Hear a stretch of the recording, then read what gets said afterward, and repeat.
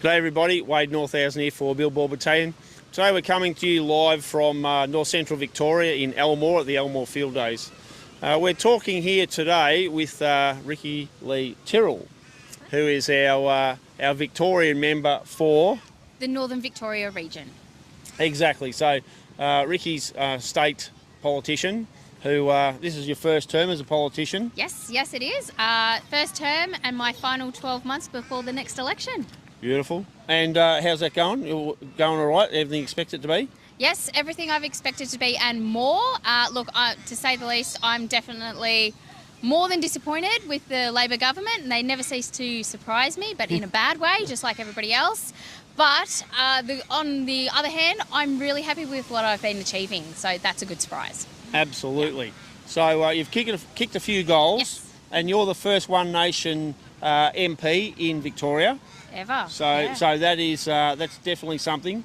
And I think on the good news side of it, we've seen in the feds, Pauline Hanson's One Nation doubled their politicians last election. Yes. So that's really going well. We've interviewed Malcolm and also Torrin, so we'll no doubt be back in Canberra very soon. We were going to interview Pauline there a little while ago, but she got crooked that day, so... That's a bit of a bummer, but hopefully next year we'll be able to have her down here in Victoria and you might be able to interview her then. Absolutely. Yeah. So we're here at the Elmore Field Days, and you would have had a lot of interaction with people just recently, you know, and coming up to your stand. I see that the Labor stand is unmanned. Or unwomaned. Wow, yeah, no, look, we have been flat out. This is our busiest that we've ever been. We've actually been backed up, like we've had numerous amounts of lines waiting to talk to us. We're running out of merch. We're getting a lot of really positive and encouraging feedback, and we're also receiving a lot of feedback on the government and the opposition too. So it's really good to hear their opinion on that. So is there actually an opposition? Yeah, and so that's what they're saying. They're saying we're so fed up with the coalition. We're so fed up with Liberals not being able to make up their mind what they want to do. All the in-party fighting, they're absolutely fed up with it. And these are voters that have voted Liberal their entire life, and they said, we're done. We've had enough. We're done. We're coming to One Nation. Well, just in what I've seen over the last couple of election cycles, and I think state and federal, yep. I think that the coalition have done everything they could to lose. I don't think there's much more they could possibly do to stuff it up and throw it. Yeah. So, just my opinion. Yeah, look, it's heartbreaking because they are in a position where they've got that opportunity to be a strong opposition and get government, but they're abusing that. They're taking that for granted, and we need a strong opposition because we've got to get rid of Labor. They keep screwing us while we're down. They're kicking us in the teeth. They're taxing us. They're strangling us in red tape, and we need to get rid of them because at the end of the day, we're not going to have a voice. So voters really need to wake up, see what's happening, and start changing. Absolutely. Yeah. So just in terms of a voice, I was just talking with Malcolm Roberts there this morning. I was texting Malcolm, and we were looking at something that's going on with regard to a crowd now that's trying to bring in censorship of, in particular, Malcolm and Pauline, over their talking about climate change, the fraud of climate change, and also the cost of it, what it's costing Australia and, in particular, agriculture. So, you know, I'll be doing an interview with Malcolm Roberts, I think, Saturday morning. But what's your thoughts on the whole thing of shutting down people's ability to speak in Australia? Look, that's just another step in stripping away our democracy. That's another step towards communism, socialism, whatever you want to call it, dictatorship. We're seeing that happen now. A lot of the left, they aren't scared to keep that as a secret. Is that what they want to do? They're loud and proud about it. They want to take our voice and our freedom away. And I'm definitely not standing for that. Pauline and Malcolm are not going to stand for that. We're going to continue fighting. And you've seen lately our polls have doubled in the last few months. And that is a clear indication that Australians are fed up. They're sick of being the quiet Australian voters, and now they're going to start getting loud. And I think that the left are going to realise very soon that they've bitten off far more than they can chew, because they are sure as hell biting the hand that feeds them. We are the people that feed the nation, and they need to stop taking such measures with us and stripping us of our rights, because once that food's gone, then we've got nothing.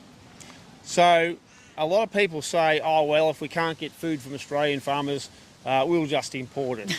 Well, I'm here to tell you that worldwide they're shutting down agriculture. Yeah, exactly. And look, if we're going to be buying it from overseas, what are we going to be buying? We're going to be buying the same nasty, cheap shit that we're buying from overseas.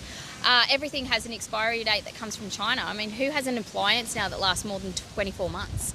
Our food's going to be no different. It's going to have really nasty ingredients. It's going to be made up of crap. God knows what's in it. We bought berries, frozen berries from China a while ago, and everybody got hepatitis from it. I'm not signing up for that. I love Australian produce, our fresh quality, high quality Australian produce, and that cannot disappear. Well, I know some people who are working at a food processing works there a few years ago. It's closed down now, but they were getting, I think it might have been tomato paste or tomatoes coming in from China, and it might have been through the back door of New Zealand, but it had a warning on there, may contain traces of human feces. Yeah. Now, this is in the so-called food coming from China, and I can tell you right now, with everything that's happening globally, there's not going to be that food there to import. So, you know, I think they've got a false sense of security. They do. And look at the global population, it's booming. I mean, how are we going to keep up with feeding this mass amount of people? We just can't. So you're a farming background? Yes, 100%. So you're ex-dairy farmer? Dairy farming, yep. Husband and kids still on the dairy farm. I've moved to town, but it's fine. And I still support agriculture through and through, but it terrifies me to know that my kids want to go into the agricultural industry in the future because of how hard it is now. I'm terrified of what they're going to be facing if things aren't changing.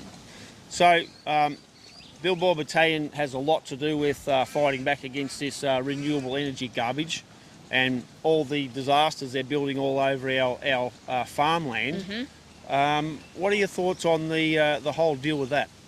I think where do I start? This has been one of the biggest things in my office since I got elected in.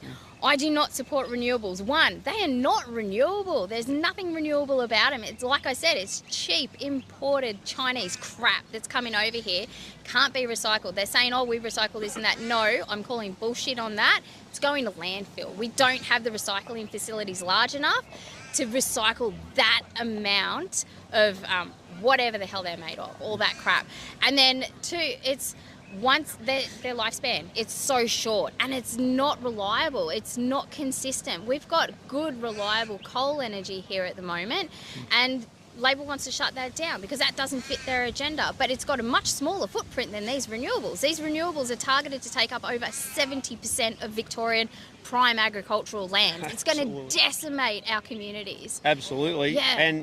And so what we're seeing now is a lot of the hosts who have put a lot of this infrastructure on their places, mm-hmm. they're starting to see now the fine print. Yeah. And they're starting to see now that this stuff sheds microplastics, and that is going to be an issue in terms of grazing stock. I remember when they said, oh, you know, these things aren't going to be intrusive. You'll be able to graze stock all around the turbines and the solar panels, all this other stuff. So where do you think that's going to end up? Because people are starting to find out now the things they should have known at the start. They were lied to, not told about it. So where do you reckon that's going? This is what really scares me. If they can't afford to clean up the mess that these companies are leaving, because it is up to the farmers who own the land to take responsibility to clean it up, if they can't afford it, then who is going to foot the bill? Who's going to do that clean up? Is it the taxpayers? Is it back up to us again? Is it up? This is the next generation we're looking at. So we're looking at 20, 30 years. It's not that long. It's long enough for who's in power now, who's been putting it in, to say, oh yeah, I'm done, I'm not going to claim responsibility for that now. But the next generation, look, I've got kids and I love Australians and I love the idea of a great Australian future for them, but what are we setting them up for? And I don't have the answers to that. I don't know who's going to be cleaning up that mess. I don't know who's going to be taking the thousands of cubic square metres of concrete out of the earth because they want to farm it again. I don't know. Well, if you look at the wind turbines themselves, you know, if you had a property worth $1 million and you put half a dozen of these things on there, the clean-up cost, the decommissioning cost is 3 times as much as the value of the land. Yeah. And then what about insurance as well? Like you've got insurance companies that are not going to allow farmers next to a solar facility to insure their property because they cannot foot the bill if that farm accidentally starts a fire and it spreads to that solar facility. They're not touching them. So they can't even be insured to begin with. So we've seen a lot of people push back in many ways, and some of them have gone to court to try and get this stuff. And the lawyers have told them, "Oh, you've got a great case," and they're just getting rolled because the government, they override the courts, or the courts kiss their backsides. I'm not sure what's going on. It's a very corrupt system. Absolutely. It's disgraceful. So we were across at Dedderang, over in the Kiwa Valley just 6 or 8 months ago, and they're fighting back against a BES. Yep, and it's a great community there too, and it's a gorgeous area. Well, we actually did a fair bit of coverage from over there, and the area where it is will be a disaster if this thing caught fire, right? So the whole community pretty well is against it. Yep. The Shire over there was against it. However, the Victorian terrorist organisation, the government, has just railroaded it straight through, and now we're hearing that they're looking at putting another one there as well. Yeah, and this is what you get. Victorians have elected this government in, and they've given them so much power that they've steamrolled. They've taken away the rights of Victorians to protest against this, to take it to VCAT even. And when you see councils or communities getting together in protest against what the government's actually doing, you know it's not great. You know that something really nasty is going on because, yeah, I know a lot of communities don't get along with their councils, but when the councils team up with the communities, you know it's a big deal. It is. Yeah. That's right. It's like sort of herding cats. Well, Exactly. They've managed to herd the cats. Probably a bad analogy, but anyway, they've actually got them working together, and that's pretty unusual to see. It is unusual, but it's also good because we're creating a unity within our communities again. And we need that. We need our communities to come together to fight what the government's doing, because what the government's doing is trying to divide our communities, because a divided community is a weak community, and then they're much easier controlled by the government. So just to get towards the end a bit, speaking of that, we see almost every shire across Victoria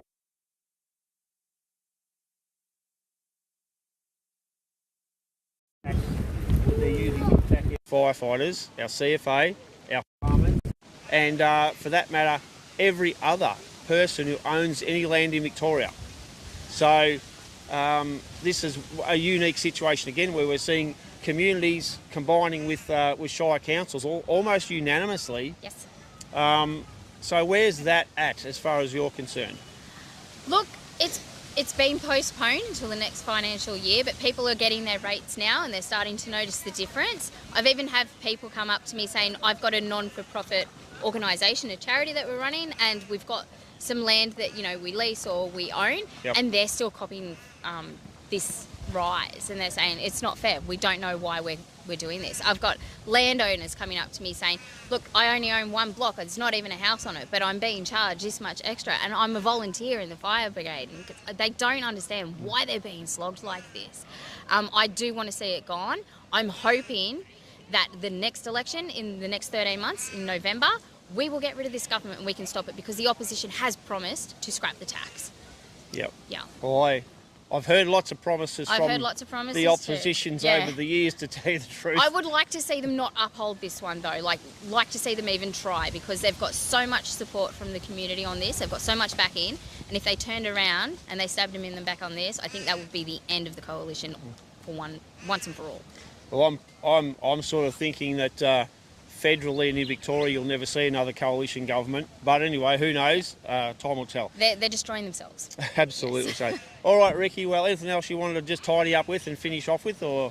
No, look, it's been a great field days, and it's been fantastic talking to all of these constituents. I've literally bought my entire office. I've had all my staff out here yesterday, so they were available to the constituents. Yep. Which is really good. We've had positive feedback, and from the amount of people coming up to us, talking to us about the other parties, I am very optimistic that we're going to see a change in the right direction come the next election. Well, I think that we need to see absolutely a lot of changes, and well done to you. And I know you've been banging away for a long, long time, standing for One Nation at different elections and that, and I think that your dedication has paid off, and I think people are starting to see a very clear contrast between, you know, what One Nation represents and, for example, the Coalition or the Labor Party and the Greens. So we can't forget mentioning the Greens in their disastrous. I think the Greens are just about done by the look of it. Like the polls, they're out. They're on the way out. But when you see they lost Adam Band Yep. at the last election, and good riddance as far as I'm Oh, concerned. boo-hoo, what a shame. Yeah. He's probably still sitting in the corner snivelling and dribbling and bawling and Licking carrying his on. wounds. Yep. Yep. Cry me a river, Adam Bant. I don't care. Well, what a great note to finish on. Thank you. All right, Thanks Ricky. For the chat. Absolutely, mate. Thanks. So, all right, well, we'll be back with a bit more information later on. We've got to go and see some other of the stands and stall holders. We've been talking to a lot of the people in the banks, a lot of the people who set up to help farmers with their financial problems and their mental health situations, which is a disastrous thing. Blame the government for that one too. Well, that's right. Government policy is what is causing most of the problems. At the minute, we've got a little bit of a shortage of rain, and that's a bit concerning, absolutely. But when you've got government who are deliberately trying to shut down our agricultural sector, and that's why we're so happy to have people like you and Malcolm and Pauline and Tyrone. You know, we need people who are really going to punch hard for our farmers and for our agriculture and for our country. So thanks very much, Ricky. Thank you. Catch you, mate. See ya. Bye. See ya.